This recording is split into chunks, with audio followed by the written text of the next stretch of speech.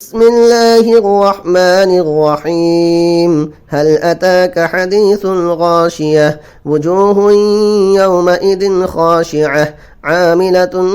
ناصبة تصلى نارا حامية تسقى من عين آنية ليس لهم طعام إلا من ضريع لا يسمن ولا يغني من جوع وجوه يومئذ ناعمة لسعيها راضية في جنة عالية لا تسمع فيها لاغية فيها عين جارية فيها سرر مرفوعة وأكواب موضوعة ونمارق مصفوفة وزرابي مبثوثة